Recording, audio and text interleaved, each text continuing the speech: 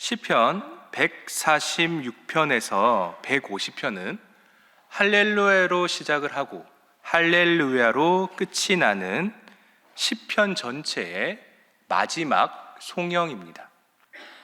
그중 148편은 세 번째 송영인데요, 우리 다 같이 148편 1절을 읽어보겠습니다. 1절입니다.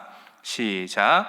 할렐루야, 하늘에서 여호와를 찬양하며 높은 데서 그를 찬양할지어다. 아멘. 역시나 148편은 할렐루야라는 단어로 시작을 합니다. 이 할렐루야라는 단어의 뜻은 우리가 잘 알듯이 여호와를 찬양하라입니다. 여호와를 찬양하라. 그러면 누가 여호와를 찬양해야 할까? 1절에서 6절까지 우리 시인은 하늘과 하늘에 속한 모든 피조물들에게 여호와를 찬양하라라고 합니다. 하늘과 하늘에 속한 모든 피조물이 여호와를 찬양해야 한다. 오늘 본문의 표현대로 하면 하늘에 있는 모든 천사와 군대와 해와 달과 밝은 별들이 전부 다 하나님을 찬양해야만 합니다. 그렇다면 왜 하늘과 하늘에 있는 모든 것이 하나님을 찬양해야만 할까요? 그 이유가 5절에서 6절에 나옵니다. 우리 5절에서 6절을 다 같이 읽겠습니다. 시작. 그것들이 여호와의 이름을 찬양함은 그가 또 그것들을 영원히 세우시고 패하지 못할 명령을 정하셨도다. 아멘. 이유는 크게 두 가지가 나옵니다. 첫째는 5절 후반에 나오듯이 지음을 받았음이로다입니다.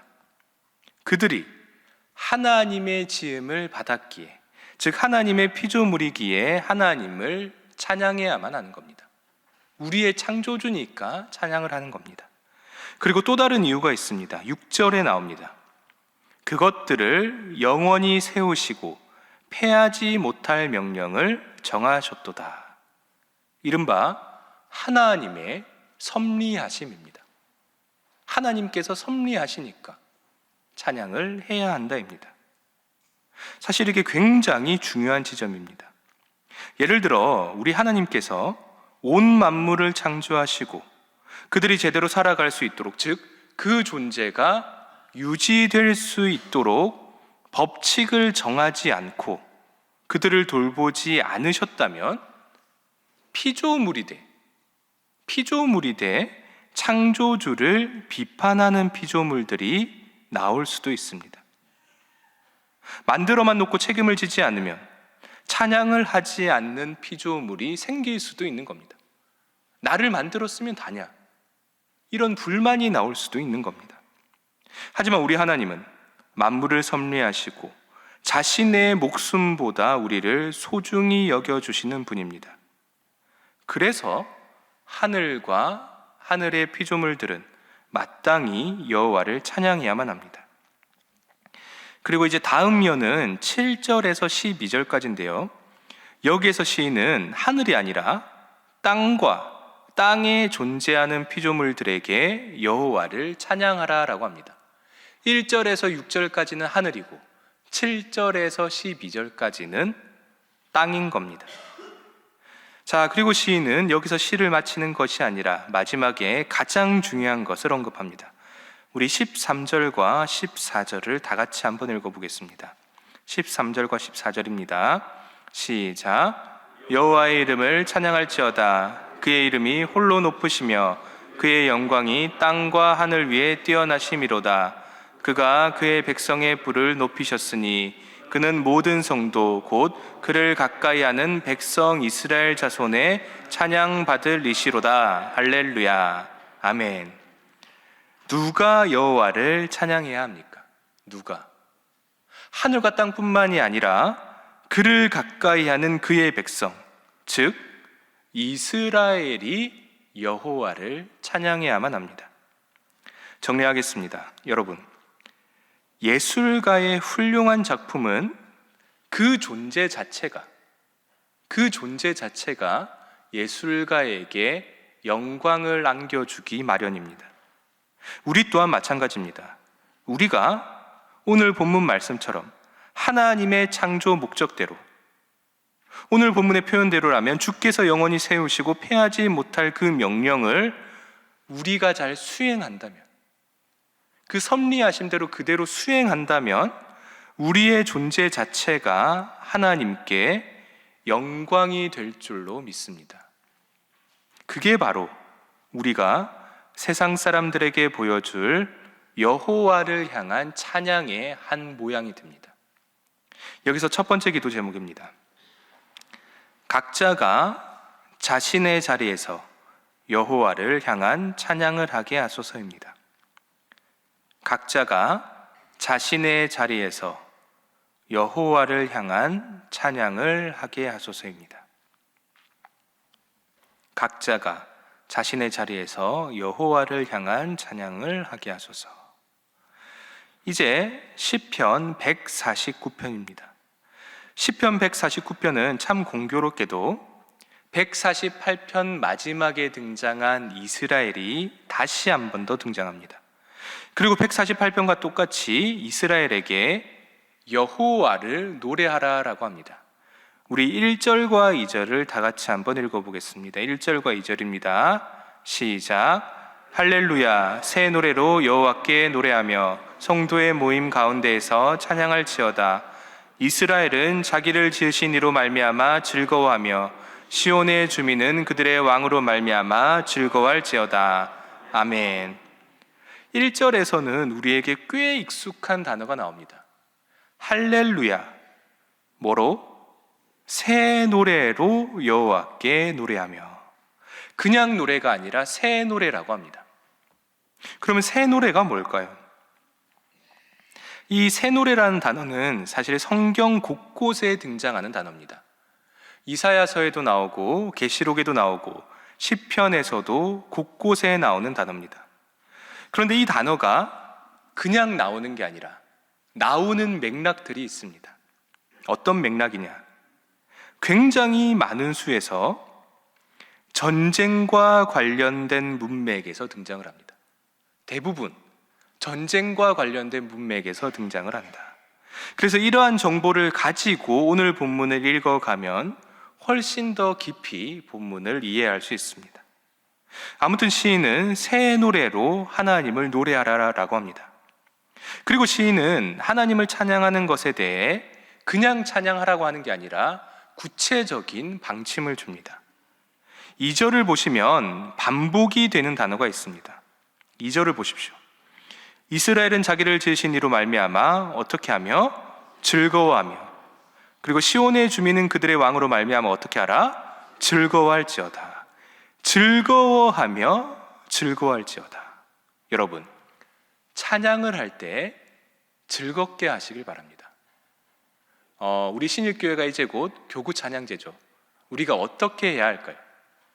심각하게 해야 할까? 막 싸우듯이 해야 할까? 아닙니다. 즐겁게 교구 찬양제에 참여를 하시면 되는 겁니다. 자, 그리고 이제 5절을 보겠습니다. 5절을 보시면 이렇게 나옵니다. 성도들은 영광 중에 즐거워하며 그들의 어디에서? 침상에서 기쁨으로 노래할지어다. 우리가 찬양을 언제까지 해야 하는가? 오늘 본문에 따르면 잠잘 준비를 하러 침상에 가 있을 때라도 주님을 찬양하는 그 기쁨이 우리의 마음속에 있어야 한다는 겁니다. 잠자리에 들 때까지 즐거워하며 주님을 기뻐하는 그 마음이 너의 마음속에 있어야 한다입니다. 그렇다면 여기서 우리는 또 질문을 해야만 합니다. 그렇다면 왜 우리가 즐거워하며 왜 우리가 여호와를 찬양해야 하는가? 그리고 왜 우리가 잠을 잘 때조차도 찬양을 해야 하는가? 자연스레 그 질문이 나올 수밖에 없는 겁니다. 왜 우리가 그렇게까지 해야 하는가? 그 이유에 대한 답이 다음 면에 차근차근 나옵니다. 우리 6절을 다 같이 한번 읽어보겠습니다. 6절입니다. 시작. 그들의 입에는 하나님에 대한 찬양이 있고 그들의 손에는 두 날 가진 칼이 있도다. 아멘. 그들의 입에는 찬양이 있는데 손에는 무엇이 있다라고 합니까? 두 날 가진 칼이 있다라고 합니다. 아까 말씀을 드렸다시피 새 노래가 나오는 배경은 전쟁이라고 말씀을 드렸습니다. 그 전쟁의 흔적이 6절부터 차근차근 나오는 겁니다. 그러면 그 칼로 무엇을 해야 하는가? 7절을 보십시오. 이것으로, 칼이겠죠. 이것으로 문나라에 보수하며 민족들을 벌하며 라고 합니다. 보수하다, 히브리어로 네카마라는 단어인데요, 뜻은 복수하다입니다. 문나라에게 복수하다. 그래서 추측하길 아마 어떤 나라가 먼저 이스라엘에게 해를 끼쳤고 이스라엘이 그것에 대해 복수를 하는 것입니다. 그런데 여기서 중요한 것은 그 복수가 이스라엘이 주도적으로 벌이는 복수가 아니라는 겁니다. 이스라엘 마음대로, 자기 마음대로 하는 복수가 절대로 아닌 것입니다. 우리 9절을 다 같이 한번 읽어보겠습니다. 9절입니다. 시작. 기록한 판결대로 그들에게 시행할지로다. 이런 영광은 그의 모든 성도에게 있도다. 할렐루야. 아멘. 기록한 판결대로, 즉 하나님께서 이미 그 나라들에 대해 판결을 하셨고 이스라엘은 그저 그 판결에 대해 시행할 뿐인 겁니다. 판결은 하나님이 하셨고 그 판결에 대한 실행은 이스라엘이 하는 것입니다. 그리고 결국은 그 실행으로 말미암아 이스라엘이 승리하게 되고 그 승리가 오늘 본문의 이스라엘이 즐거워하며 잠자리에 들 때까지 하나님을 찬양해야만 하는 근거가 되는 겁니다. 문나라가 나를 괴롭혔는데 근데 하나님이 판결하셔서 그 나라들에게 복수를 하게 해주셨으니까 너는 마땅히 즐거워하며 잠자리에 들 때까지 기뻐하라는 겁니다. 그렇다면 오늘날의 우리는 이 시편 149편을 어떻게 받아들여야 할까요? 사실 지금의 우리가 당연히 지구 반대편에선 전쟁을 하고 있지만 우리에게는 실감이 되질 않습니다. 그러면 당장 우리는 나를 괴롭히는 사람들을 향해 칼을 들고 가야만 하는 걸까? 우리는 어떻게 해야 하는 건가? 우리의 전쟁은 무엇인가? 이에 대한 답이 신약 성경의 에베소서에 나옵니다. 에베소서의 본문을 제가 한번 읽어드리겠습니다. 우리의 씨름은 혈과 육을 상대하는 것이 아니요 통치자들과 권세들과 이 어둠의 세상 주관자들과 하늘에 있는 악의 영들을 상대함이라. 아멘. 여러분, 우리가 하는 싸움은 물리적인 싸움을 넘어서는 것입니다. 단순히 창과 칼로 하는 싸움이 아니라는 것입니다. 우리 그리스도인들은 구원의 투구와 성령의 검으로 하나님의 말씀을 휘두르는 싸움을 해야만 하는 것입니다. 그리고 그 싸움에서 승리케 하시는 하나님께 늘 즐거움의 찬양을 올려드려야 하는 것입니다. 여기서 두 번째 기도 제목입니다. 우리의 싸움을 승리케 하소서입니다. 우리의 싸움을 승리케 하소서. 자, 이제 드디어 시편 150편입니다. 몇 달간의 시편 대장정을 마무리하는 말씀입니다. 이 시편 150편은 146편에서 150편 묶음의 마지막인 동시에 시편 제5권의 마무리이면서 또 동시에 시편 전체의 끝입니다. 마지막 송영의 마무리이면서 제5권의 마무리이면서 동시에 시편 전체의 마무리인 말씀입니다. 과연 이 시편 150편은 이 대장정의 결말을 어떻게 낼 건지 다 같이 한번 보겠습니다. 우리 1절을 읽겠습니다. 1절입니다. 시작. 할렐루야. 그의 성소에서 하나님을 찬양하며 그의 권능의 궁창에서 그를 찬양할지어다. 아멘. 역시나 시편 150편도 할렐루야로 시작을 합니다. 여호와를 찬양하라. 그리고 시인은 그 찬양을 먼저 어디에서 해야 하는지를 말합니다. 어디입니까? 땅에 있는 성소에서 찬양을 하고 또 어디에서 하라고 합니까? 권능의 궁창, 즉 권능의 하늘에서 찬양을 하라라고 합니다. 무슨 말씀이 떠오릅니까? 우리가 방금 했죠? 방금 했던 시편 148편이 떠오르는 말씀입니다. 그리고 2절부터는 찬양의 이유에 대해 말합니다. 우리 2절도 한번 다 같이 읽어보겠습니다. 2절입니다. 시작. 그의 능하신 행동을 찬양하며 그의 지극히 위대하심을 따라 찬양할지어다. 아멘.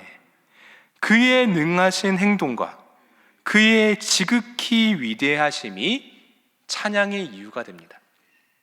그의 능하신 행동과 그의 지극히 위대하심, 이게 뭘까요? 이미 148편에 나왔던 말씀입니다. 하나님의 창조하심과 하나님의 섭리하심입니다. 그리고 3절에서 5절까지는 이제 뭐가 나오냐면 찬양의 수단이 나옵니다. 3절부터 5절까지 쭉 보시면 나팔도 나오고 비파도 나오고 수금, 소고, 현악, 퉁소, 재금이 나옵니다. 요즘으로 치면 관악기, 현악기, 타악기, 대부분의 악기가 나온 겁니다. 그렇다면 이 부분은 무엇을 의미할까? 악기가 쭈르륵 나오는데 이걸로 연주를 하라는 것일까? 무슨 의미일까?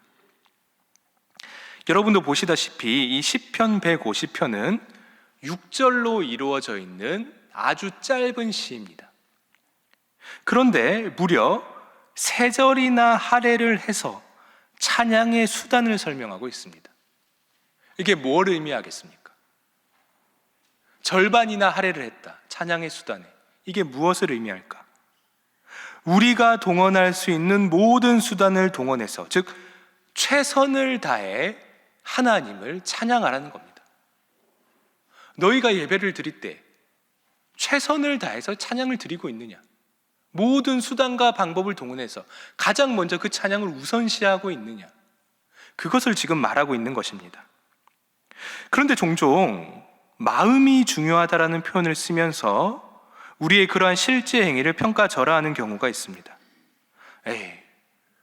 뭘 그렇게까지 하냐? 뭘 그렇게 악기를 많이 쓰냐? 뭘 그렇게까지 인원을 많이 쓰냐? 마음만 있으면 됐지. 그럴 필요가 있느냐? 이렇게 말하는 사람들이 있습니다. 여러분, 이 부분은 우리가 정말로 잘 해석해야 하는 지점입니다. 예를 들어 내가 너를 소중한다라고 말하면서 그 사람에게 내 시간과 돈을 전혀 쓰지 않습니다. 그러면 내가 그 사람에게 진실로 마음이 있는 걸까? 절대로 그렇지 않습니다. 마음이 중요하다는 표현은 이럴 때 쓰는 겁니다. 우리가 잘 아는 과부의 두 렙돈 이야기입니다. 다들 아실 겁니다. 객관적으로 두 렙돈은 작은 돈이지만 그 과부에게는 전 재산입니다. 너무나 큰 겁니다. 그걸 보시고 하나님이 객관적으로 작은 돈이지만 너의 마음이 나에게 있구나, 그렇게 인정을 해주시는 겁니다. 정리를 하면 우리는 하나님께 찬양을 드릴 때 최선을 다해야 하는 겁니다.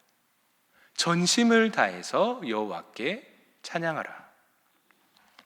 자, 이제 시편의 마지막 절인 시편 150편 6절입니다. 우리 6절을 다 같이 읽겠습니다. 시작. 호흡이 있는 자마다 여호와를 찬양할지어다. 할렐루야. 아멘. 시편 150편에 가장 많이 나오는 단어는 찬양할지어다라는 단어입니다. 찬양할지어다. 6절에도 그 단어가 나오죠. 호흡 있는 자마다 여호와를 찬양할지어다.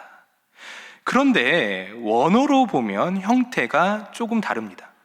1절에서 5절에 나오는 찬양할지어다는 이 찬양하다라는 단어에 강조와 명령형이 쓰입니다. 그러니까 꼭 찬양을 하라입니다. 굳이 해석을 하자면 반드시 찬양을 해야만 한다. 그런데 6절에 찬양할지어다는 약간 형태가 다릅니다. 강조인 건 똑같은데 명령이 아니라 미완료형입니다. 완료가 되지 않았다는 겁니다. 그래서 마치 6절은 피조물의 정점인 인간에게 선택권을 주는 것처럼 보입니다. 당연히 우리에게 자유의지가 있기에 선택권을 주는 겁니다. 강제할 수는 없는 겁니다, 우리에게. 그래서 6절은 명령이 아니라 우리를 향한 초대이며 우리를 향한 권유인 것입니다. 그런데 그 초대와 권유를 인간에게 하고 있는데 그 인간을 시인이 어떻게 표현하고 있습니까? 인간을 뭐로 표현하고 있습니까? 호흡 있는 자마다라고 합니다. 호흡이 있는 자마다. 여러분, 우리 호흡의 제일 목적은 당연히 생존입니다. 우리가 숨을 쉬어야 사는 거죠. 호흡이 있어야 살아갈 수 있는 존재입니다. 하지만 시편에 의하면 우리의 생존만을 위해 우리의 호흡이 존재하는 것이 절대로 아닙니다. 생존만을 위해 호흡이 있는 것이 아니다. 우리를 창조하신 여호와 하나님을 찬양하는 것 또한 우리 호흡의 존재 이유입니다. 여기서 세 번째 기도 제목입니다. 나의 존재 목적 중 하나가 찬양이 되게 하소서입니다. 나의 존재 목적 중 하나가 찬양이 되게 하소서. 말씀을 맺겠습니다. 시편은 참 슬픈 시들이 많습니다. 대부분 읽어보면 슬픈 시입니다. 애가가 많은 겁니다. 그런데 우리는 150편까지 읽어오면서 점점 이 애가가 찬양으로 옮겨가는 것을 발견할 수 있습니다. 특별히 시편을 마무리하는 146편에서 150편의 앞과 뒤가 전부 다 할렐루야입니다. 여호와를 찬양하라. 그리고 150편의 마지막은 성소와 하늘에서 울리는 그 찬양을 명령이 아니라 미완료로 표현을 합니다. 즉 그렇게 함으로써 우리의 미래로 찬양을 계속해서 이어나가게 하는 것입니다. 제발 여러분의 온 삶의 자리와 미래에도 주님을 향한 찬양이 가득하길 진심으로 축원합니다. 이제 오늘 말씀을 놓고 기도하겠습니다. 첫 번째 기도 제목은 우리 각자가 자신의 자리에서 여호와를 향한 찬양을 하게 하소서입니다. 두 번째 기도 제목은 우리의 싸움을 승리케 하소서입니다. 세 번째 기도 제목은 나의 존재 목적 중 하나가 찬양이 되게 하소서입니다. 마지막으로 우리 위임 목사님을 영육간에 강건하게 하시고 특별히 주일 말씀 속에 성령 하나님께서 강력하게 임재하여 주소서입니다. 이 기도 제목들을 놓고 우리 다 같이 기도하겠습니다. 주여 믿습니다. 주여 믿습니다. 주여 믿습니다.